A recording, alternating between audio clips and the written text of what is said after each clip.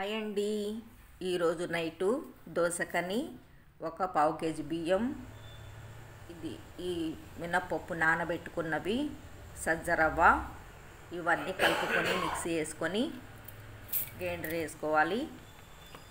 ఆ తర్వాత మినపప్పు కూడా మనకు వాటికి సరిపడా వేసుకోవాలి.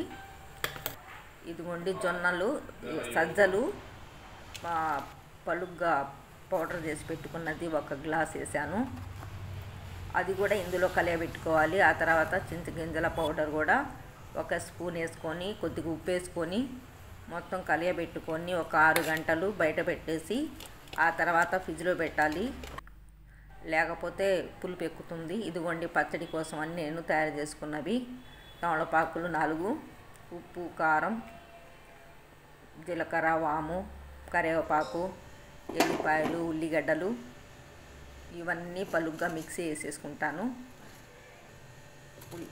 ఎల్లిపాయలు, ఉల్లిగడ్డలు, అల్లం, వాము, ఉప్పు, ఎల్లిపాయలు 10 రెమ్మలు, కారం 2 చెంచాలు ఇవన్నీ కొద్దిగా పలుగ్గా వేసుకున్న తర్వాత ఈ పచ్చడి చేసుకుంటాను.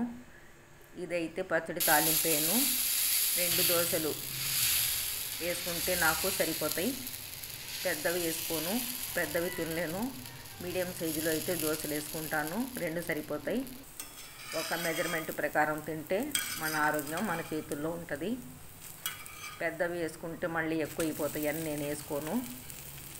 మళ్ళీ 11:30కి ఏదో ఒకటి మళ్ళీ తినాలనిపిస్తుంది కదా, అందుకోసమని నేను అవి వేసుకున్నట్లా.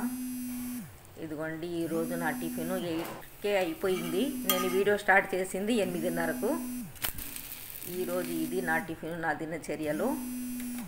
మీరు కూడా నచ్చితే ఇలా ప్రయత్నం చేయండి. నా పేరు షేక్ ఫాతిమున్. నా channel profession plan success. Tiffin అయితే అయిపోయింది నాది ఈరోజు. ఒక డైటింగ్ పెట్టుకుంటే ఒక టైమింగ్స్ అనేది పాటిస్తే మనం కొంతవరకు ఆరోగ్యంగా ఉంటాము. టైం ప్రకారం తినపోయినా, నిద్రపోకపోయినా, 7 కల్లా పడుకోపోయినా, నైట్ 7 కల్లా అన్నం తినేయటం అలవాటు నాకు. ఇది ఈరోజు నా టిఫిను.